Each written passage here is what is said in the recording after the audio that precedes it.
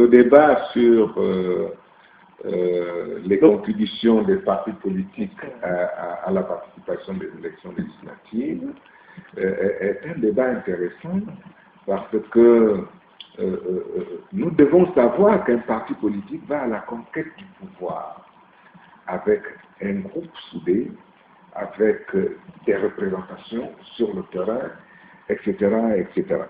Aujourd'hui, ce qu'il faut, il faut d'abord que les partis politiques fonctionnent normalement, c'est-à-dire un statut, un règlement intérieur, des comptes à rendre aux militants et à la population. Aujourd'hui, quand on dit, bon, pour être candidat, il faut donner 500 000 francs CFA, un parti politique, le responsable du parti politique qui a de l'argent, il sort 500 000 francs, il va se présenter.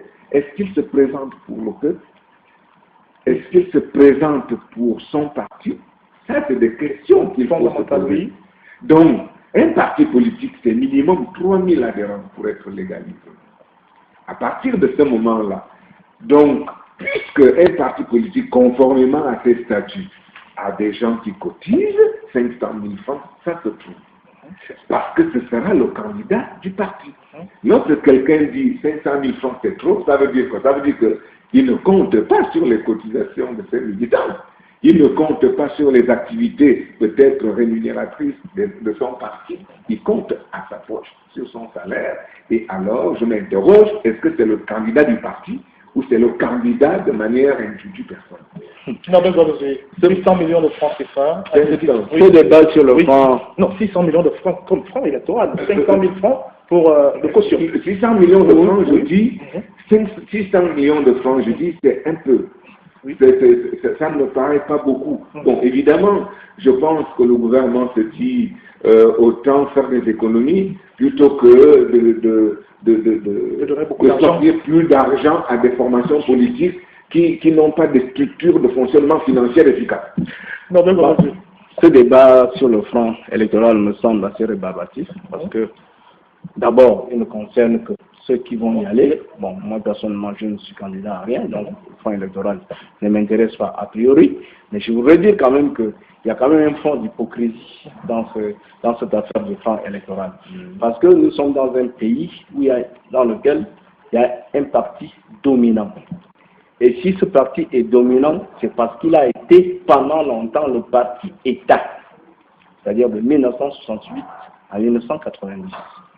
Et en 90, est-ce que le cordon ombilical qui liait ce parti à l'État a été coupé? J'en doute fort bien. Donc, par conséquent, ce parti-là, qui présente 120 candidats ou qui va le présenter, ne peut pas avoir les mêmes ressources que les autres partis qui sont nés dans les années 90 et dans les années 2000, parce que ces derniers, eux, n'ont jamais eu ce cordon ombilical avec l'État. Et en ce qui concerne le contrôle des finances publiques, puisque M. Languem en parlait tout à l'heure, il faudrait savoir si l'État gabonais ne continue pas à financer ce parti qui reste encore dominant. Et qui peut bénéficier à partir de ce moment-là, quand on dit 600 millions, je voudrais bien comprendre, je dis dans notre pays, c'est la loi, nous sommes dans un pays démocratique, c'est la loi qui détermine le fonctionnement de l'État. À partir de ce moment-là, quand on dit 600 millions pour le financement des partis politiques, pour financer les campagnes électorales, ces 600 millions sont inscrits sur le budget de l'État. Vous comprenez? Et chaque citoyen gabonais, indépendant et libre, a le droit de demander des comptes aux gestionnaires des finances publiques. Mais à partir de ce moment-là, je dis, les militants des partis politiques doivent contribuer au financement de leur Vous savez très bien qu'aucun parti politique, y compris le PDG, n'a des militants. Jusque, Non, je dis bien y compris le PDG.